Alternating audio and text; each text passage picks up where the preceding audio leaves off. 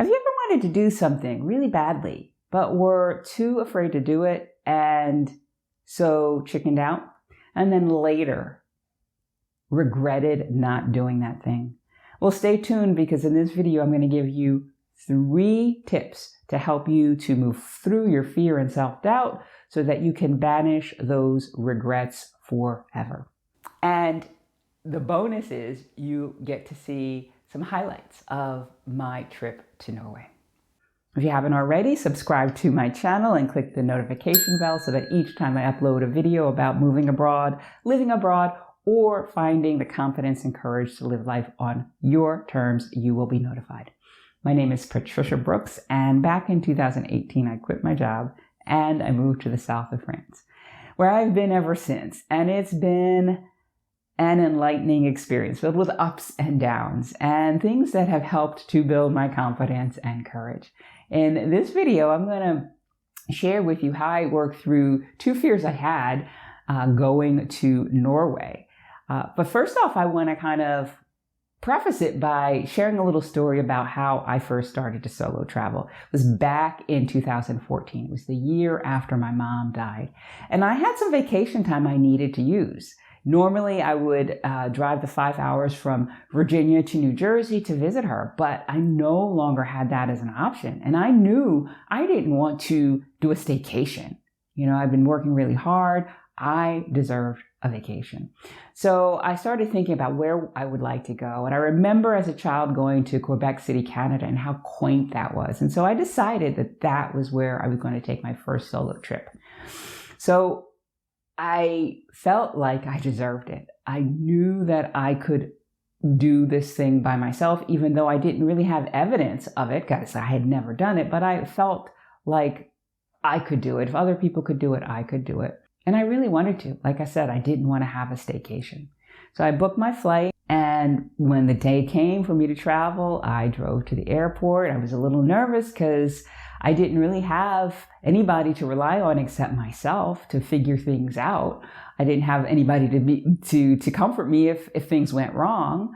And I did figure it out. I got to the airport in Canada. That was the next challenge, right? Oh, I'm in the airport now. I got to figure out how to get to the hotel. So ground transportation, that's always kind of something that is a little bit daunting, you know, traveling as well. And for me, traveling is not, you know, my sweet spot. I am a homebody. So traveling really just puts me out of my element. But I really wanted to do this thing, as I said. So I found my way to the hotel. And then I had to figure out, you know, getting around the city. Unfortunately, the hotel was a small hotel, and they were very helpful in telling me things that I could do. And I did it. That was where I broke the ice of being able to solo travel. And that has really served me well. Since then, I have solo traveled to a lot of different countries. And in fact, I think that first trip, or those first solo trips, were the thing that allowed me to believe that I could actually move to a French-speaking country. So anyway, I wanted to give you that foundation. But the first tip, and that's in that story, is to be in congruence. Success congruence is what I call it. Believe that you can do it even if you don't have evidence of doing this exact thing. Believe that you deserve to do it.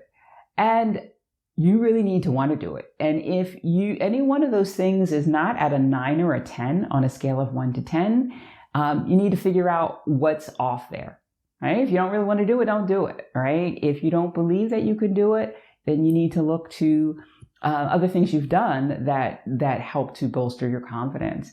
And if you don't believe you deserve to do it, you need to unpack that and figure out why that is, so you can get through that, so that you can be in congruence, so that whenever you come up against obstacles of doing this thing that you're afraid of, you're not going to just back out. So that's tip number 1, be in success congruence. But I wanted to share how I worked through 2 fears that I had going to Norway this past December. The first fear I had was the fear of the cold. Now, I know a lot of people don't like cold weather, but for me, it was at another level, because in the winter of 2013, that was when I had lost the most of my 75 pounds, maybe 65 of the 75 pounds I had lost. And I had lost a lot of fat, which is insulating. And so that winter, I remember being cold to the core much of that winter. And I was so uncomfortable. I was miserable. And that was kind of traumatic. And so I avoid the cold, right? I'm not looking to go on a winter vacation in Norway. But when my friend Celia suggested that I come and visit her for the winter holidays, I thought, no, maybe I'll come in the summer when it's not freezing cold. And she's like, no, you really should come in December because it's so beautiful here. You can go to the Christmas market. And it's really a winter wonderland. And so she twisted my arm. So back in October, I booked my flight, and from October until about a week before I got on the plane to go to Norway, I was afraid. So what did I do that allowed me to get on that plane and actually enjoy the winter weather in Norway? Well, two things. One was I educated myself about how to stay warm. I'm not the only person who gets cold. And people have figured out how to stay warm. So I asked my friend, what should I bring so that I can stay warm? She said, buy some long underwear that are made of wool, get some wool socks. And if you get the thick kind, make sure there's room in your shoes for them. Wear a warm winter coat. And if you don't have one that's warm enough, you can borrow mine while you're visiting me. So I did all those things. I decided to go to a sporting goods store because here the stores have winter coats, but they're just not that warm because we don't need them to be that warm. But I knew at a sporting goods store they would have the right kind of coat. So I found one that would be warm up to -4 degrees Fahrenheit. I bought that one. It's cute. I was happy with it and it fit the bill. Of course, I had my hat and my gloves and my scarf. And I also bought a pair of waterproof pants so that when I would go sledding, which is fear number 2, that I would stay dry. I wore these waterproof pants when it was pouring down rain. One of the first days I was in Norway, we were going on a walk. And I recognized that it really helped to insulate me from the cold as well. So I wore those over my pants a lot of the time, and that helped me to stay warm. So those were tips to stay warm. So I educated myself, I got prepared, and I went. And I embraced the idea of the cold weather. So I got through that fear. And on top of it, my friend's house was so toasty warm so that even when it was outside and we were pretty comfortable because we were dressing for the weather, we'd go inside and it wasn't like, oh, it's cold in here and now I got to bundle up in here too. So really, really helped me to feel like, oh yeah, I could go on another winter vacation in a heartbeat.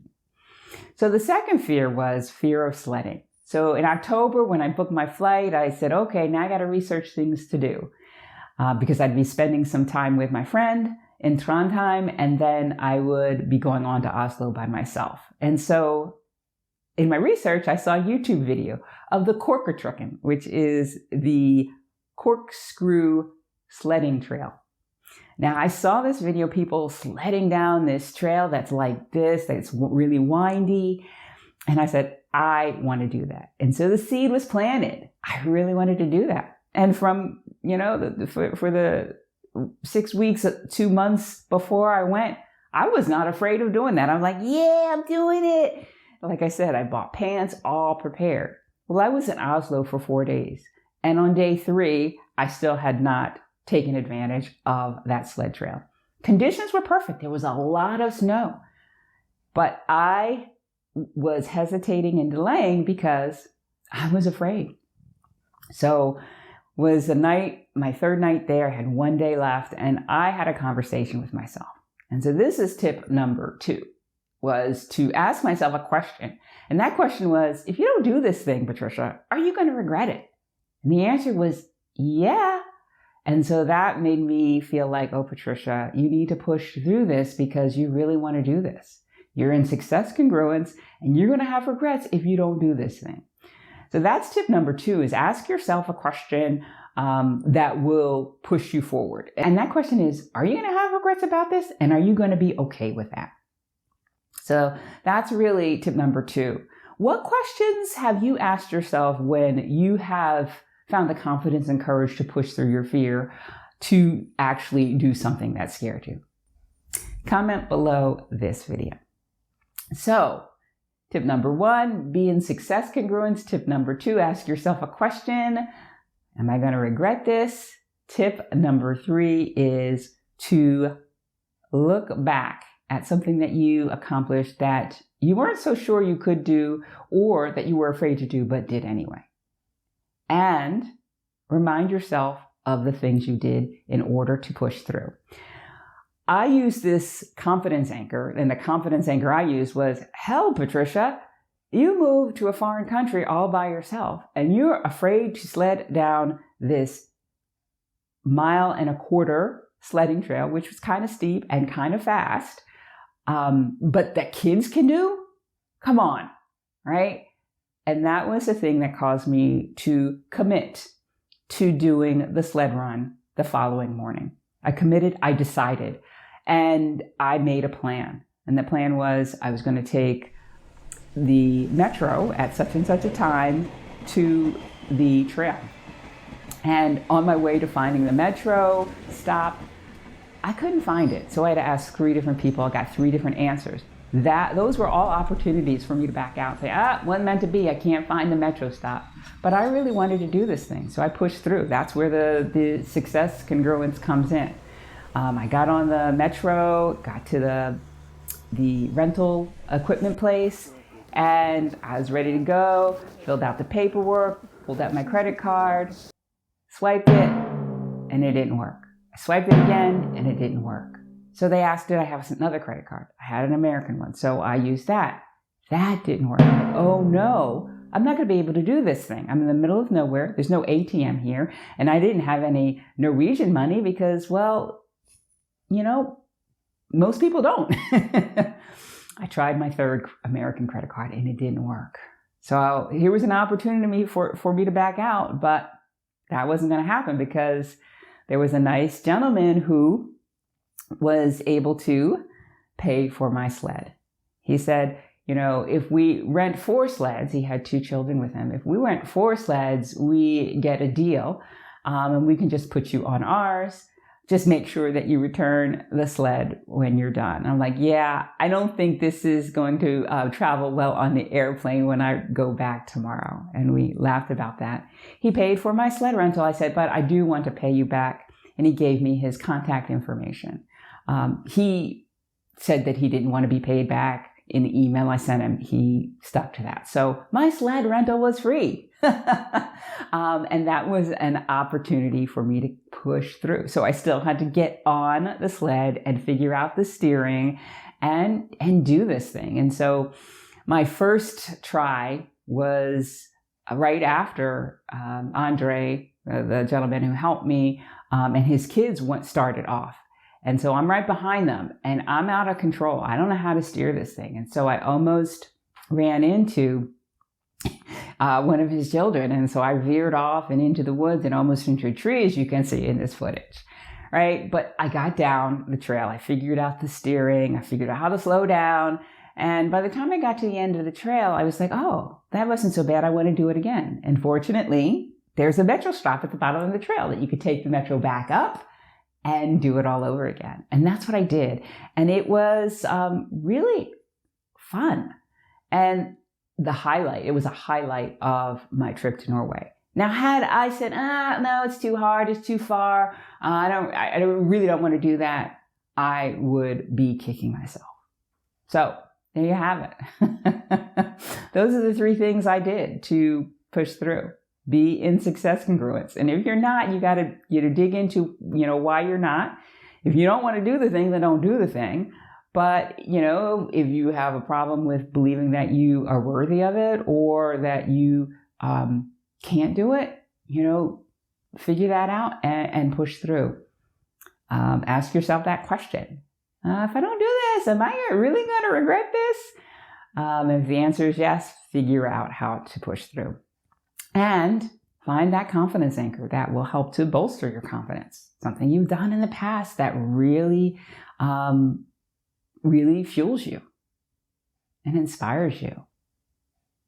So I've talked about, working through this fear of the cold and of sledding, but we have fears of doing other things. And if you're watching this video and you are someone who is considering making a move abroad, but it scares the heck out of you because of all the uncertainty, you don't know where to start, and it scares you, well, then maybe we need to have a conversation. I work with women who want to make a move abroad confidently and sustainably do so. And I have a group coaching and mentoring program where we deal with just this issue.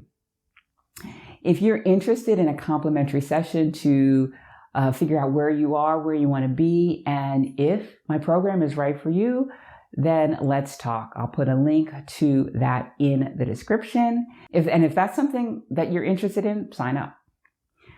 Now, I shared these 3 tips with you. Which one of these do you think you will use the next time you feel a little bit of self-doubt or even fear come up in you? Comment below this video.